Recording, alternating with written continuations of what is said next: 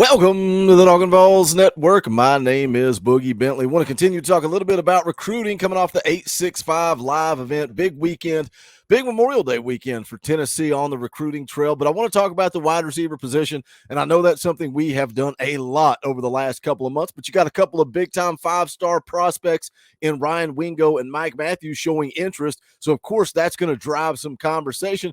But also, Amari Jefferson is a guy that we've not really talked a whole lot about. We've been talking about Wingo and Matthews and also the drama with J.J. Harrell. But Amari Jefferson, four-star wide receiver out of Chattanooga, Tennessee, is a key part of this class for 2024. Where is Tennessee at? All the conversation has been about the big five stars. Well, he was in town for the 865 live event. He's a guy that committed to Tennessee to play baseball all the way back in 2021. Pretty highly graded prospect according to Perfect Game. He is graded a 9 out of 10, which means he is a potential top 10 round draft pick or highest level college prospect. So pretty big time baseball prospect, committed to Tony V and this baseball team. How does that factor in to his decision? Now, something to be of concern. Going into the visit recently, he said that Alabama and Georgia were at the top, and Tennessee was just a little bit below them. So did Tennessee do enough? Did they do enough over the weekend, over the 865 live event? Did they connect enough to kind of even the score? We'll get into that and talk about that here in just a second. But as always, do me a favor and smash that thumbs up. Just below the video, it's quick, free, and easy. It does help the channel. I would greatly appreciate it. Also, if you're new to the Talkin VAWLS Network, welcome. We're not experts. We're not insiders. We're not media. We're not talking at you. We're talking with you. We are building a community of Tennessee fans right here on the Talkin VAWLS Network. So if you enjoy it, make sure you subscribe. Click that bell for notifications. You won't miss out when we go live or when we drop a video. I'm live every single Monday night, but we got a busy month coming up in June. Wednesday, June the 7th, 7 p.m. Myself and Coach Jay are going to do a live film breakdown. George McIntyre versus Deuce Knight, two highly rated prospects at the quarterback position in 2025. Also, make a note, Thursday night, June the 15th at 7 p.m. Eastern Time, Sports Talk Jay going to be jumping on the channel and going one-on-one with Boogie Bentley. Got some other fun guests planned out and in line for June, so stay tuned for that. But let's jump into it. Let's talk about Amari Jefferson. Again, he's a four-star prospect, highly rated four-star out of the state of Tennessee, 6'1", 190 pounds. That's, something we talked about last night on the NCAA stream. The importance of keeping kids in state. Your highly rated prospects. Obviously, you're not going to build a team just built of Tennessee guys, but these highly graded prospects, you got to keep them in state. That was the conversation, and that's what makes George McIntyre versus Deuce Knight such an interesting conversation for the class of 25, but we're going to get into that more on the live stream. But Amari Jefferson, again, 6'1", 190 out of Chattanooga, four-star prospect. You can see there the On3 industry rankings have him as a top 10 player in the state of Tennessee. Ranked 46th overall at the wide receiver position. Looking at a scouting report on SI.com, said he's a true deep ball threat, uses his speed to simply outrun defenders for catches that result in a touchdown. The four-star recruit from Tennessee can also get his second gear very quickly, catching the ball on comeback routes and then exploding past the secondary. It says on tape Jefferson doesn't display a lot of route running outside of comebacks, and one really good stop-and-go route could stand to improve that aspect of his game before he reaches the college level. Now, I found a quote from his high school coach, says, he just give him the ball and he does magic things. I've never been around a guy that's as smooth as he is. He goes on to say, on the high school level, I've not been around a guy that operates that smoothly as he does, and he has elite speed, hands, and athleticism. Goes on to say he's a tremendous asset to our school, not just as a football player, but also as a student and a human being. So I like, that elite speed. We talk all the time about Josh Heupel's offense and being the number one scoring offense in the country. And no disrespect to the guys that did that. Those were not elite. We are seeing a different level of athlete be recruited at Tennessee in this cycle. It's why I think the class of 24 is so important.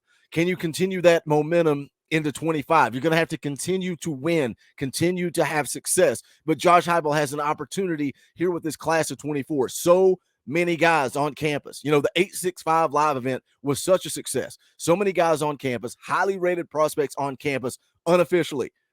That means if Tennessee does a good enough job with these guys, if they build a good enough relationship, they're going to have an opportunity to get them back on campus. We've got a lot of official visits coming up in June.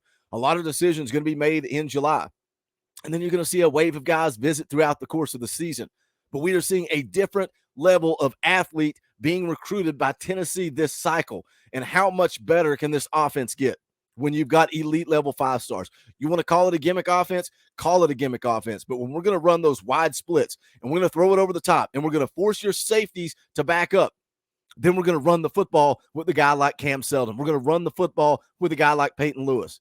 Good luck stopping that when Josh Heupel has elite level talent. Look what he did every stop of the way as an offensive coordinator at Missouri, at Central Florida, and now at Tennessee. His offense is proven and it works, but he's never had elite level talent. That's not disrespect. That's praise for the guys that Josh Heupel is getting on campus right now. And Amari Jefferson is one of those guys. So what does it look like?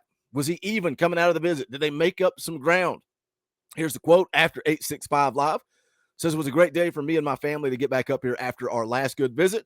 So we're just excited about getting back up, but it was a good day. It was really just getting to spend a lot of time with Coach Pope, Coach Cook, and Max. I got to talk to Coach Heupel a lot.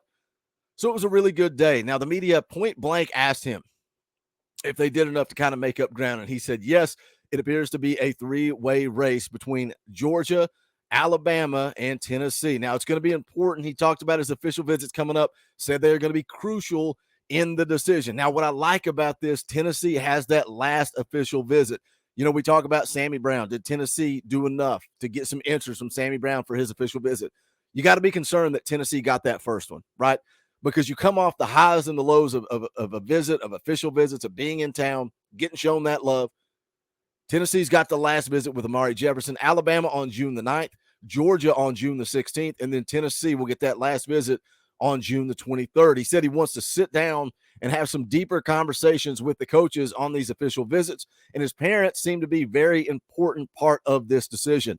He did mention his mom and sisters got to meet Coach Pope for the first time on this last visit, so his parents are going to have some questions for these coaches. I like that.